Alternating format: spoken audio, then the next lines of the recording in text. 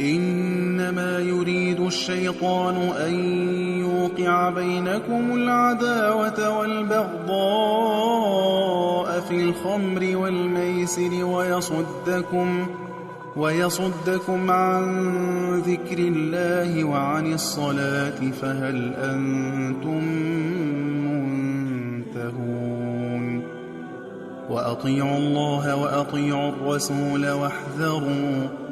فإن توليتم فاعلموا أنما على رسولنا البلاغ المبين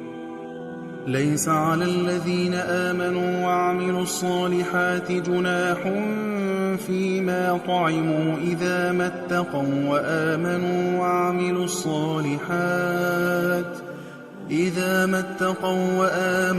وعملوا الصالحات ثم اتقوا وآمنوا ثم اتقوا وأحسنوا والله يحب المحسنين يا أيها الذين آمنوا ليبلونكم الله بشيء من الصيد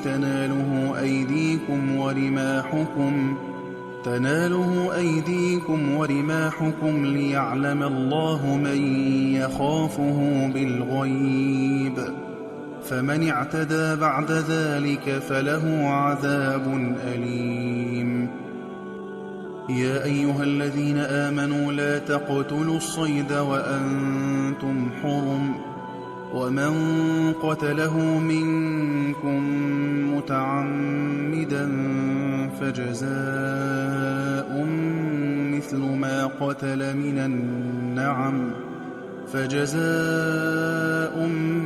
مثل ما قتل من النعم يحكم به ذوى عدل منكم هديا بالغ الكعبة أو كفارة طعام مساكين أو عدل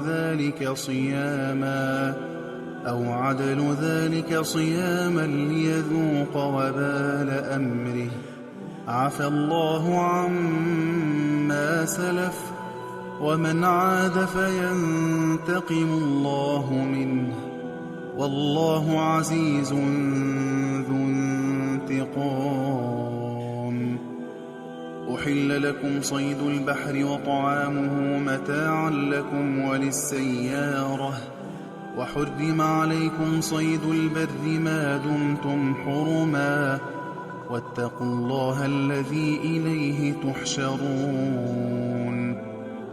جعل الله الكعبة البيت الحرام قياما للناس والشهر الحرام والهدي والقلائد ذلك لتعلموا أن الله يعلم ما في السماوات وما في الأرض وأن الله بكل شيء عليم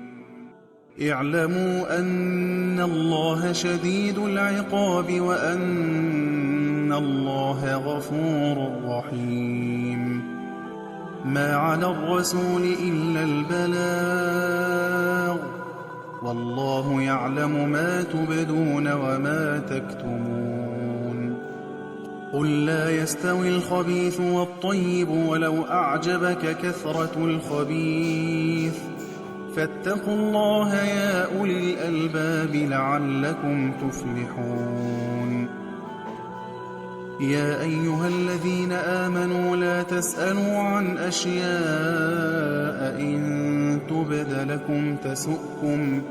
إن تبد لكم تسؤكم وإن تسألوا عنها حين ينزل القرآن تبد لكم عفى الله عنها والله غفور حليم قد سألها قوم من قبلكم ثم أصبحوا بها كافرين ما جعل الله من بحيرة ولا سائبة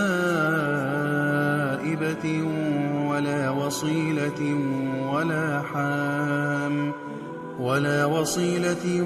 ولا حام ولكن إن الذين كفروا يفترون على الله الكذب وأكثرهم لا يعقلون وإذا قيل لهم تعالوا إلى ما أنزل الله وإلى الرسول قالوا حسبنا ما وجدنا عليه آباءنا أولو كان آباؤهم لا يعلمون شيئا ولا يهتدون يا أيها الذين آمنوا عليكم أنفسكم لا يضركم من ضل إذا اهتديتم إلى الله مرجعكم جميعا فينبئكم بما كنتم تعملون يا أيها الذين آمنوا شهادة بينكم إذا حضر أحدكم الموت حين الوصية اثنان ذوى عدل منكم أو آخران من غيركم إن أنتم ضربتم في الأرض فأصابتكم مصيبة الموت تحبسونهما من بعد الصلاة فيقسمان بالله إن ارتبتم لا نشتري به ثمنا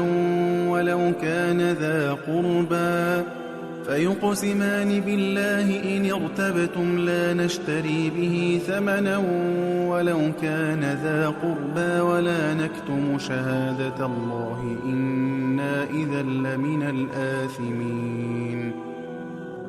فإن عثر على أنهما استحقا إثما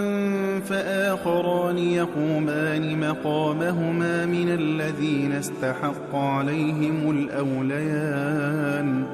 من الذين استحق عليهم الأوليان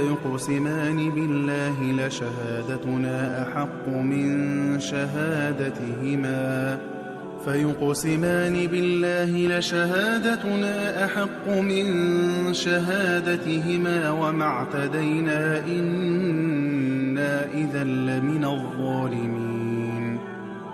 ذلك أدنى أن يأتوا بالشهادة على وجهها أو يخافوا أن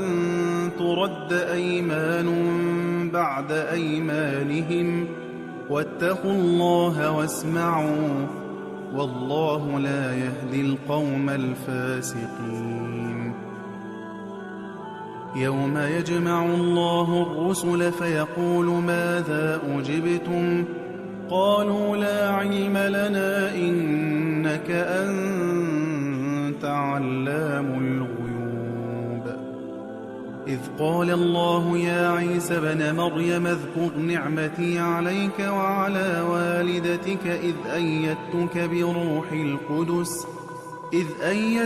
بروح القدس تكلم الناس في المهد وكهلا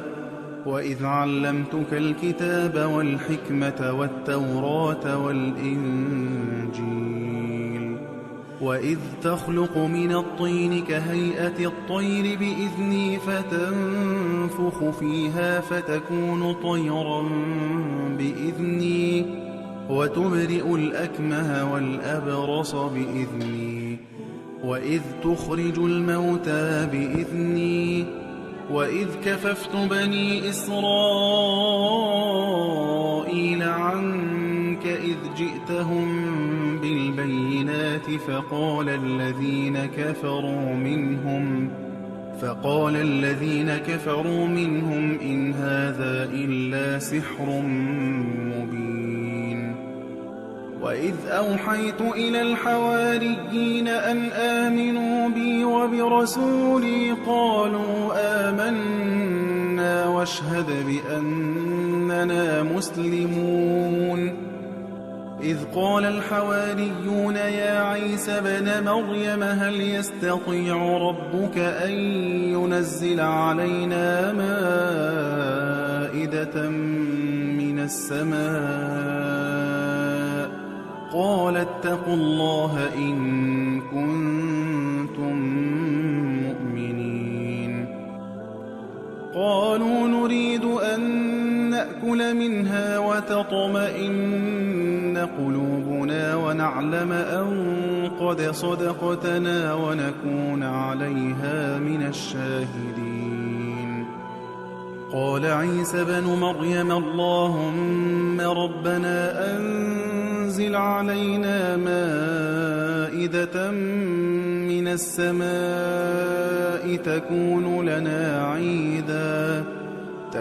لنا عيدا لأولنا وآخرنا وآية منك وارزقنا وأنت خير الرازقين. قال الله إني منزلها عليكم فمن يكفر بعد منكم فإني أعذبه عذابا لا أعذبه أحدا من العالمين. وإذ قال الله يا عيسى بن مريم أأنت قلت للناس اتخذوني وأمي إلهين من دون الله قال سبحانك ما يكون لي أن أقول ما ليس لي بحق إن كنت قلته فقد علمته تعلم ما في نفسي ولا أعلم ما في نفسك إنك أنت علام الغيوب. ما قلت لهم إلا ما أمرتني به أن اعبدوا الله ربي وربكم وكنت عليهم شهيدا ما دمت فيهم فلما توفيتني كنت أنت الرقيب عليهم وأنت على كل شيء شهيد. إن تعذبهم فإنهم عبادك وإن تغفر لهم فإنك أنت العزيز الحكيم. قال الله هذا يوم ينفع الصادقين صدقهم لهم جنات تجري من تحتها الأنهار خالدين فيها أبدا رضي الله عنهم ورضوا عنه ذلك الفوز العظيم. لله ملك السماوات والأرض وما فيهن وهو على كل شيء قدير.